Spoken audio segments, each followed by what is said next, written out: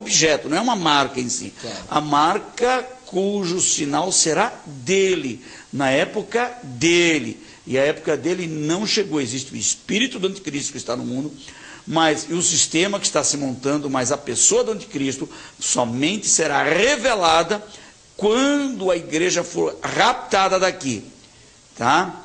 E aí, quando a igreja vier com Jesus para julgar as nações, Colossenses 3, então aí o anticristo vai chegar no final do seu período, porque 7 anos de bodas do Cordeiro, quando estaremos com Cristo, paralelamente na terra 7 anos de grande tribulação. Nesse tempo o anticristo está agindo, e aí as pessoas que não quiserem se aliar a ele não aceitarão esse sinal e padecerão muitas dificuldades. Bem, eu tenho uma pergunta aqui. Depois de morrer, salvos ou não, as pessoas salvas ou não, as pessoas manterão as mesmas características como personalidade de quando estavam vivas, e inclusive os seus defeitos humanos? Essa é a pergunta do Tiago Sinato. Olhem, eu não vou deixar de ser quem eu sou, você não vai deixar de ser quem você é. Mas se já na terra, por um salvo, a mudança, a transformação, né? Imagina agora na nova natureza, no céu, corpo glorificado. Defeitos são coisas para a terra, que é verdade que o evangelho muda, mas a gente, por ser humano, ainda continua com alguns defeitos, né? Claro. Mas no céu isso não poderá haver. Características, olha, dá para saber que as pessoas serão conhecidas sim.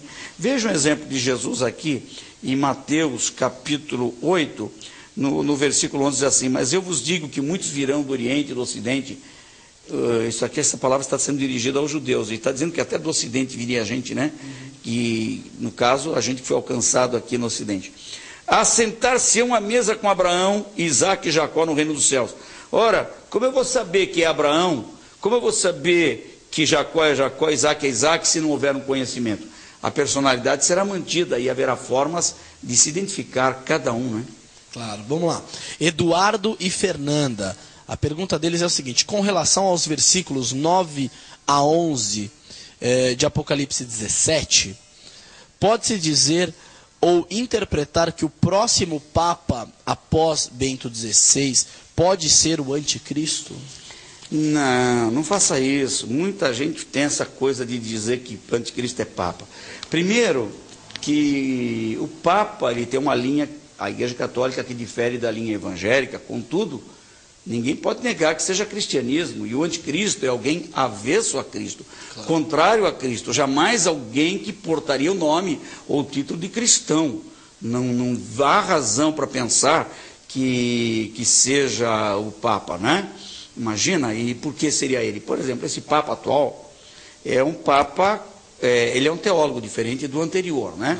O Papa anterior, ele não era teólogo, né? Mas este Papa, Ratzinger, ele é teólogo mesmo, e é um cristão. Eu estou lendo uma obra dele chamada Jesus de Nazaré, é interessante, inclusive. Não se pode pensar jamais que seria um Papa. Uma linha muito radical também. É uma linha radical. Há quem faça toda a ligação de Roma com a Babilônia em Apocalipse. Claro que tem uma ligação simbólica, porque quando o João escreveu Apocalipse, os cristãos estavam sofrendo muito sob a égide do imperador romano, né? E não se podia fazer qualquer crítica a Roma, porque se fosse apanhado, ali aumentaria a perseguição contra os cristãos. Mas, aliás, é por essa razão que aplica-se muito o mito babilônico, a linguagem da Babilônia, para se referir a Roma. Então, muitas vezes, Roma é chamada na Bíblia de Babilônia. Mas existe aqui uma duplicidade de sentido. Quando você pega os capítulos 17, 18 e 19 do Apocalipse, você vai ver a ascensão e a queda da Babilônia.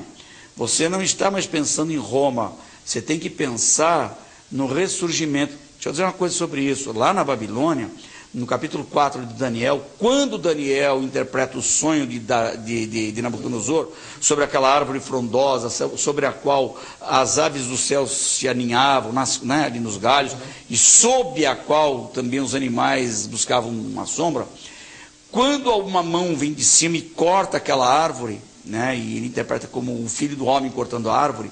Daniel explica: o teu reino foi cortado, não foi a tua pessoa. Porque ele vai para a relva virar como que um bicho, os pelos crescem, as unhas crescem, mas ele é restaurado, mas o reino dele foi cortado. Mas aquele tronco que tem 2 anéis, um de ferro e um de bronze, bronze representa a Grécia e Roma representada pelo ferro.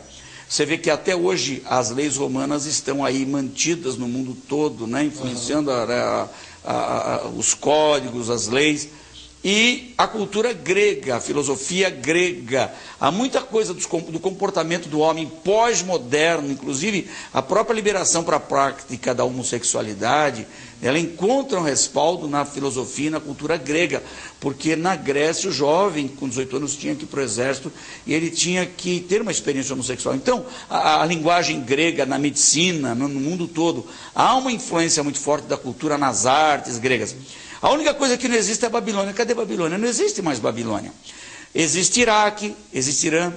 Por que o Saddam Hussein queria pegar o Kuwait? Porque ele queria reconstruir Babilônia e o Kuwait fazia parte daquele território. Tinha um sonho de reconstruir. Sabe o que acontece no final dos tempos? Aquele tronco continua com as raízes na terra e tronco com as raízes na terra começa a reflorescer.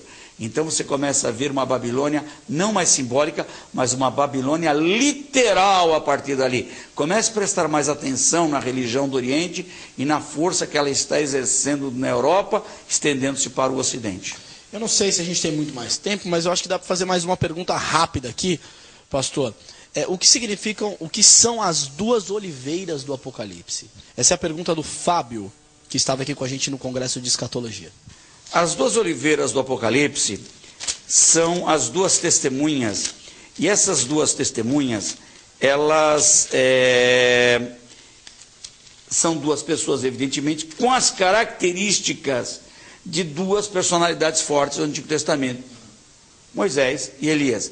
Moisés morreu, mas seu corpo foi sepultado pelos anjos, nunca se achou o túmulo dele, e Elias não morreu, foi trasladado, e muita gente interpreta como sendo literalmente Moisés e Elias, mas tudo leva a crer que, assim como João Batista veio no espírito de Elias, sem ser a pessoa de Elias, né, no espírito, nas mesmas características, assim como Jerusalém é chamada de Sodoma, Jerusalém nunca virou Sodoma, claro, não é verdade? Claro. Assim, Elias e Moisés, aqui são 2 personalidades que serão representadas por 2 figuras que o Senhor vai levantar na época para extraordinárias, para fazer esse trabalho. Agora, também se forem eles, a gente vai dizer o quê? Mas há razões para não ler, por causa do tempo eu não posso falar, que pena, estão fazendo sinal aí, mas não há razão para se crer literalmente que sejam exatamente os 2, não. 2 pessoas com as características deles, né? As 2 oliveiras. Aliás, em Zacarias 4, havia também 2 oliveiras, essa linguagem emprestada de lá, e as 2 oliveiras eram o governador e o sacerdote, Zorobabel, e o sumo sacerdote, que era Josué, né? Lá e depois do retorno do cativeiro babilônico. Infelizmente não há mais que tempo, que não, né? Deixa a gente, né? Vamos fazer mais. Queria um programa de 1 hora, Vamos viu? fazer, pois é, contribua. Coloca aí na tela, Tiago. Contribua, tá aí a conta bancária, contribua com a gente.